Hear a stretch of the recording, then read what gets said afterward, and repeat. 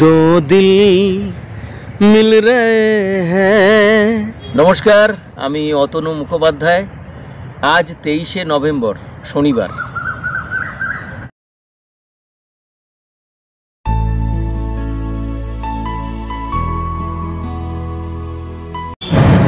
বিসর্জন ঘাটের উদ্দেশ্যে চলেছি।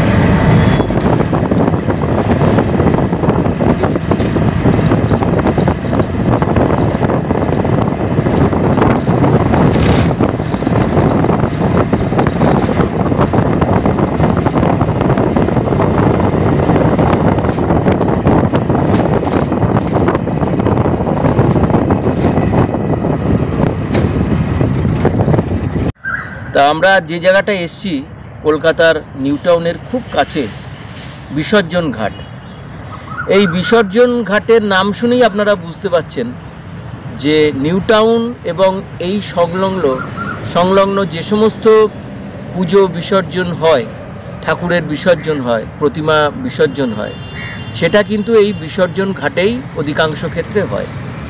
এবং ঘাটটা আমি আপনাদের দেখাবো ভিডিওতে যে কী সুন্দর ঘাট, এবং যাতে লোহার পাত দিয়ে করা, যাতে সুন্দরভাবে প্রতিমাকে নিরঞ্জন করানো সম্ভব হয় সেই জন্য ব্যবস্থা করা হয়েছে। এবং ঘাটের পরিবেশটাও আপনাদের দেখাবার চেষ্টা করব। খুব সুন্দর ঘাট, এবং তার পাশে যে জায়গাটা আছে সেই জায়গাটা হচ্ছে একটা পিকনিক স্পট হিসাবে তৈরি হচ্ছে। বিসর্জন ঘাট, কলকাতা এই অঞ্চলের বেশিরভাগ ঠাকুর এইখানেই বিসর্জন হয়।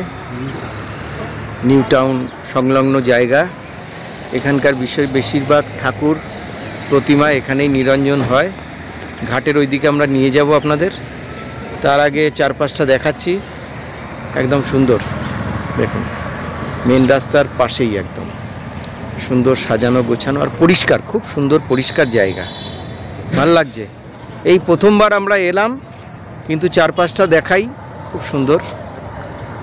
কলকাতার বুকে একটা সুন্দর জায়গা, কাছাকাছি জায়গা, আসাই যায়। উপাসনা,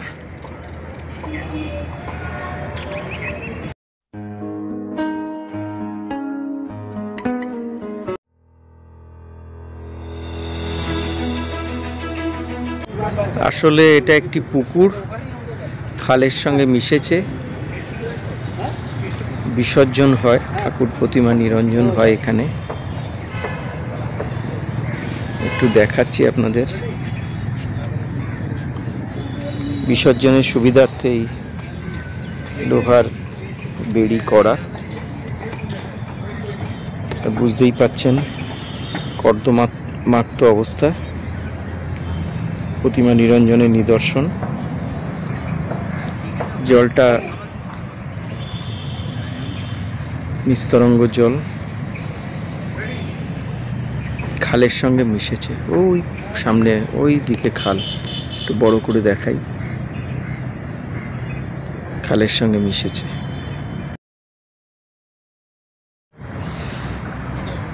এই বিসর্জন ঘাট সংলগ্ন পার্কটা দেখুন। পার্কটা সেরকম কিছু বলার মতো নয়, তবে গাছপালা আছে, প্রচুর গাছপালা, সবুজ। যে জায়গাগুলো প্রকৃতির অন্যতম যে উপাদান গাছপালা, যেটা মানুষকে সবসময় আকর্ষণ করে, সেই গাছপালা দেখুন এখানে প্রচুর। লোকজন নেই, এবং যে জলাশয়টা আছে সেটা খুবই গভীর, যার জন্য মানুষকে সাবধান করে দেয়া হচ্ছে প্রতি মুহূর্তে। ভালো, চলুন আপনাদের পার্কের ভিতরটা দেখাই। আমরাও হাঁটছি, আমাদের সঙ্গে সঙ্গে যারা ভিডিওটা লক্ষ্য করছেন তারাও হাঁটুন। ভালো লাগছে, আপনাদেরও ভালো লাগবে। মনে হচ্ছে যেন আমরা বনপথে হাঁটছি, দুদিকে শুনশান গাছপালা, কোনো জনমানুষ নেই। দেখুন,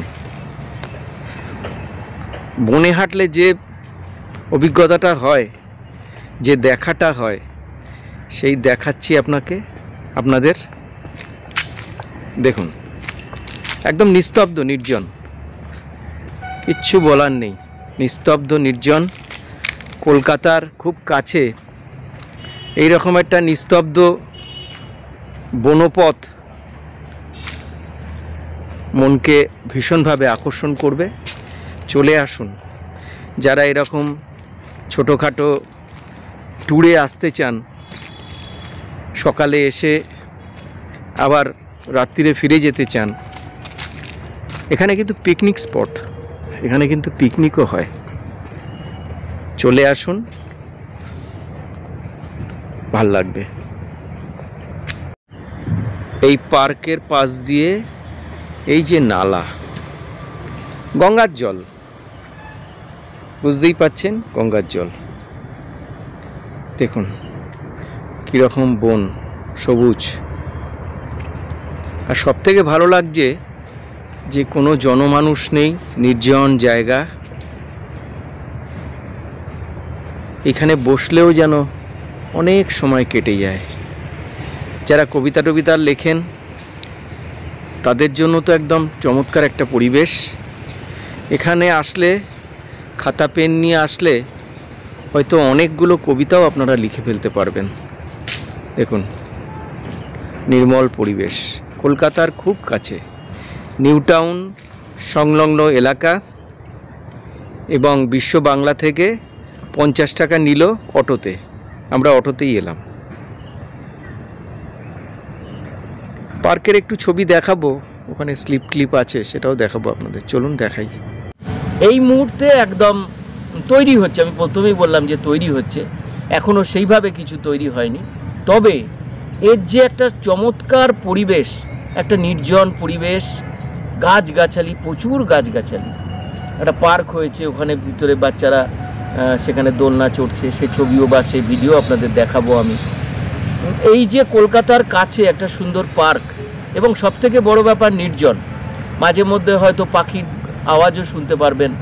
এবং এই আমার এই সামনে দিয়ে যে জায়গাটা, যেটা জলাশয়, সেটা হচ্ছে একটা খাল, এবং এই খালটা কিন্তু গঙ্গা থেকে সরে এসছে। জানেন যে এটা গঙ্গার জল থেকে পরিপুষ্ট এইসব খাল, এবং খালটা গিয়ে ওখানে যেটা বিসর্জন ঘাট, সেখানে একটা পুকুর মতো হয়েছে। পুকুরটা বেশ চওড়া, ছোটোখাটো পুকুর নয়, সেটা খালে মিশে একটা বিস্তৃত একটা জলাশয় তৈরি হয়েছে। ফলে জলাশয়কে কেন্দ্র করে পাশেই এইরকম একটা জঙ্গল, একটা গাছগাছালি পরিপূর্ণ একটা পিকনিক স্পট। আমার মনে হয় যে এমন কোনো লোক নেই যে যার ভালো লাগবে না। বিশেষ করে যারা কলকাতার সংলগ্নে আছেন, বিভিন্ন ডিস্ট্রিক্টে যারা আছেন, তারা খুব অনায়াসে আপনারা এই জায়গায় চলে আসতে পারবেন। আমরা যেভাবে এসেছি সেটাও আপনাদের একটু জানাই। সেটা হচ্ছে যে আমরা বিশ্ব বাংলা গেটে থেকে আমরা ওখান থেকে একটা অটো রিজার্ভ করলাম, কেন এখানে কোনো অটো এইভাবে আসে না, রিজার্ভ করেই আসতে হয়। 50 টাকা নিয়েছে আমাদের কাছ থেকে, এবং আমাদের একদম বিসর্জন ঘাটের সামনে এসে পৌঁছে দিল। এবং তারপরে আমরা একটু পায়ে হেঁটে, আমাদের তো ভালো লাগা জায়গা, আমরা একটা জায়গায় বসে থাকি না, একটু চারপাশটা দেখার চেষ্টা করি। এবং যে ভিডিওগুলো আমরা তুলে আপনাদের সামনে দেখার উপস্থাপনা করি, সেটার একটাই কারণ যে অনেকেই হয়তো এই জায়গায় আসতে পারবেন না, বা আজ থেকে হয়তো 5 বছর পর, 7 বছর পর এই জায়গাটা হয়তো পরিবর্তিত হয়ে যাবে। এই জায়গা আজকের চেহারা আর 5-7 বছরের চেহারা এক থাকবে না। কিন্তু আজকের এই ভিডিওটা যারা দেখবেন, আমার মনে হয়, বা যাদের কাছে ভিডিওটা রাখা থাকবে, তারা, আমার মনে হয় যে এই আনন্দটা আপনারা অনাবিল আনন্দ পাবেন। এবং বিশেষ করে আমি হয়তো বিভিন্ন ভিডিওতে আমি কথাও বলেছি, সেখান থেকে আপনারা জানতে পারবেন যে যারা কবিতা লেখেন, বা যারা কাব্য চর্চা করেন, যারা সাহিত্য চর্চা করেন, বা যাদের পড়াশোনার প্রতি যাদের আগ্রহ বেশি, যারা পড়তে চান, হয়তো বাড়িতে সারাক্ষণ তাদের পড়তে ভালো লাগছে না, একটু অন্য জায়গা, নিরিবিলি জায়গা গিয়ে যেখানে পড়া যায়, সেই একদম নির্জন একটা জায়গা হিসাবে আপনারা এখানে চলে আসতে পারেন। আমি বসেই আপনাদের সঙ্গে কথা বলছি, এখানেও বসার জায়গা আছে, এখানে আপনারা পড়তে পারেন। এবং যারা মনে করছেন, আমি বিশেষ করে যারা টিনেজার যারা ছেলে মেয়ে আছেন, যারা একটু জায়গা খোঁজেন যে কোন জায়গায় নতুন স্পট কোথায়, তারাও আসতে পারেন এখানে। এবং পিকনিক যারা করতে চান তারাও এখানে আসতে পারেন। এবং ভ্রমণ বিলাসী সবাই আমরা দূরবর্তী প্রান্তে যেতে পারছি না, যারা কাছাকাছির মধ্যে থেকেও প্রকৃতির অনাবিল সৌন্দর্য উপভোগ করতে চান তারাও এখানে আসুন। খুব ভালো জায়গা, আমাদের খুব ভালো লেগেছে। এবং আমার দাদাকে অসংখ্য ধন্যবাদ, যিনি আমার ভিডিওটা করছেন। তিনি অনেকক্ষণ ধরে আমার এই কথাগুলো তিনি ভিডিও করছেন।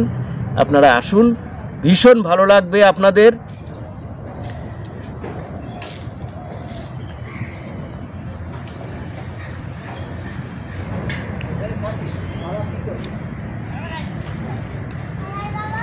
দেখুন, মনে হবে যেন ঘন বড় মানে অরণ্যে আপনি আছেন, ঘন অরণ্যে। দেখুন, যারা ছোটোখাটো রিলস বানাতে চান, ভিডিও বানাতে চান, বা কোনো গানের সঙ্গে যে ভিডিওগুলো হয় সেইটা বানাতে চান, বা অন্য কোনো কাজে যারা একটু ভিডিও বা সোশ্যাল মিডিয়ায় যারা থাকতে চান, তাদের জন্য তো দারুণ আদর্শ পরিবেশ। খুব কাছে, একদম সুন্দর জায়গা। দেখুন, বসার জায়গাও আছে, একটু বড় করে দেখাচ্ছি, একদম কাছাকাছি, সুন্দর। কবি সাহিত্যিকদের জন্য তো দারুণ পরিবেশ, কি বলবো। তারাপীঠের ওখানে বাড়ি, ওখানকার প্রাইমারি স্কুলে পড়াশোনা করো। ও এখানে বাবার কাজের সূত্রে তোমরা এখানে এসছো, তাই তো? বাবা এখানে কাজ করে বলে তোমাদের আসতে হয়েছে, তাই তো? বাহ, তুমি কোন ক্লাসে পড়ো? ক্লাস 5-এ পড়ো। আর তুমি? 1-এ ভর্তি হয়েছো। বাহ, ভেরি গুড, খুব ভালো। বাহ, বাবা রাজমিস্ত্রি কাজ করে, বুঝতে পেরেছি। হ্যাঁ, বাহ, খুব ভালো। এইখানে আবার খালটা একটু বেশ চওড়া, দেখুন, দেখাচ্ছি, পরিবেশটা বুঝতেই পাচ্ছেন। যারা আসতে চান, গানও তো গাইতে ইচ্ছে করছে।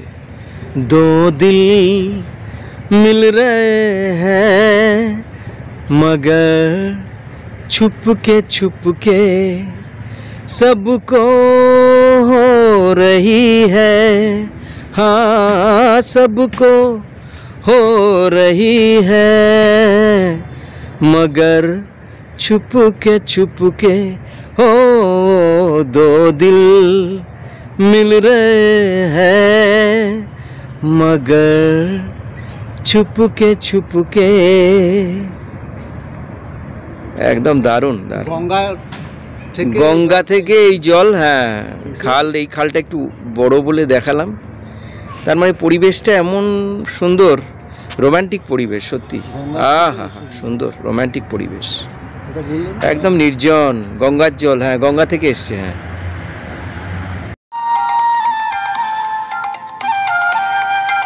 জায়গাটা হচ্ছে পিকনিক স্পট। দেখুন, এই যে তৈরি হচ্ছে এখন, বুঝতেই পাচ্ছেন। আর বছর খানেকের মধ্যে এই জায়গা বদলে যাবে। আর ঠান্ডা পড়ছে, আর হালকা হালকা ঠান্ডা আসছে। অনেকে এখানেও হয়তো আসতে পারবেন পিকনিক করা, যারা উৎসাহী হন, কলকাতার কাছে যারা থাকতে চান, তাদের জন্য সুন্দর পরিবেশ।